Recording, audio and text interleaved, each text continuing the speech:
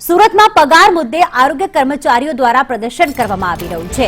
સિવિલના 800 કર્મચારીઓ ધરણા પર બેઠા છે। છેલ્લા 3 મહિનાથી પગાર ન મળતા કર્મચારીઓમાં રોષ ભભૂકી ઉઠ્યો છે। સિવિલ સુપ્રિન્ટેન્ડન્ટની ઓફિસ બહાર ધરણા કરવામાં આવી રહ્યા છે। 800 કર્મચારીઓ દ્વારા તેમની માંગ છે કે તેમને સમયસર પગાર ચૂકવવામાં આવે, કારણ કે છેલ્લા 3 મહિનાથી તેમને પગાર નથી મળ્યો। સિવિલના કર્મચારીઓ સુપ્રિન્ટેન્ડન્ટની ઓફિસ બહાર ધરણા પર બેસી ગયા છે, કારણ કે તેમને 3 મહિનાથી પગાર નથી મળ્યો। ત્યારે રાબિયા જોડાઈ ગયા છે સુરતથી અમારા સંવાદદાતા। રાબિયા, જે પ્રમાણે 800 જેટલા કર્મચારીઓ અત્યારે વિરોધ પ્રદર્શન કરી રહ્યા છે, મુખ્ય માંગ શું છે તેમની, અને હોસ્પિટલ સંચાલકોનું શું કહેવું છે કે શા માટે તેમને 3 મહિનાથી પગાર નથી ચૂકવવામાં આવ્યો?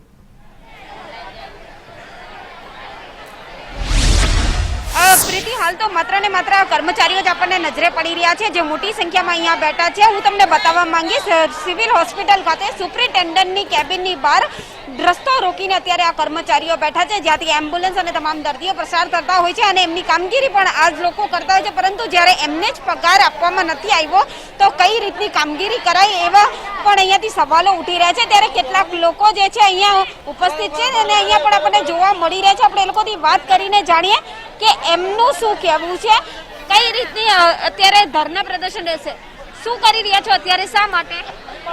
અત્યારે અમે પગાર દે બેટા, અમને પગાર જોવે ને એ બી કહે છે કે એક જ પગાર મળશે, બીજો પગાર નહીં, તો બે મહિનાનો પગાર જમા છે તો જોડે નાખવામાં હું વાંધો છે અમને? અમે ઘર બધાની કરે 10-10 હજાર બધાની કરે લીધા હોય તો કોઈને વાયદા કીધા હોય તે હાલવાના હોય તો શું કરીએ અમે? ઘર માલિક અમને થોડો છોડી દેવાનો, દુકાનવાળો થોડો છોડ, નાના બચ્ચા હોય તો અમે કઈ રીતે એ લોકોને ખવડાવવાના? એ લોકોની મનની ઈચ્છા કઈ રીતે પૂરી કરવાના છે?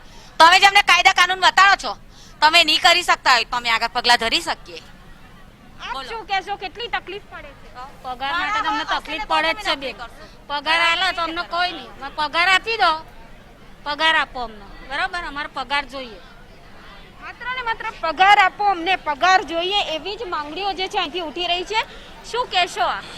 આજે 3 મહિનાથી પગાર કરતા નથી ને બધાના ઘરમાં તકલીફ જ છે। આજે અમે કર્મચારી સ્ટ્રીક પર ઉતરવા માંગતા નથી, પણ સારી રીતના નોકરી કરીએ જ છે। આજે અમને પગાર નથી મળતો, એના માટે અમે બેઠા છે ને જ્યાં સુધી પગાર આપશે નહીં ત્યાં સુધી અમે બેસીશું। જ્યાં સુધી પગાર મળશે નહીં ત્યાં સુધી આ તમામે તમામ કર્મચારીઓ જે છે અહીં જ ભીડ કરીને બેઠા રહેશે, રસ્તો રોકીને બેઠા રહેશે, કારણ કે આ કર્મચારીઓની હાલત અત્યારે ખૂબ જ કફોડી છે। એમને ખૂબ જ ઘરે તકલીફ પડી રહી છે, પરિવારજનો છે ઘરે, અને એને લઈને ક્યાંક અહીંયા લોકો ભેગા થયા છે। ત્યારે અહીંયા જે કોન્ટ્રાક્ટર છે એ પણ ઉપસ્થિત છે। ભાઈ, આ લોકોનો પગાર શા માટે નથી થયો, શું તકલીફ? હવે આ લોકોનું ઉપરથી એવું કેવું છે કોન્ટ્રાક્ટ દ્વારા કે ભાઈ તમારો પગાર ધોરણ નવા એકાઉન્ટ નંબર ખાતા ખોલવાના છે, પ્લસ પગાર વધીને આવવાનો છે, એ બધા અમને બધા વાર એ વાતો કરે છે અમને એક્સ્ટ્રા।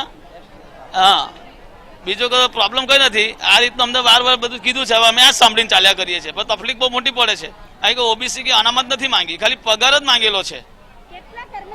800 કર્મચારી કામ કરી રહ્યા છે સિવિલ હોસ્પિટલ ખાતે। કેશો ભાઈ, શું તકલીફ છે આ લોકોને?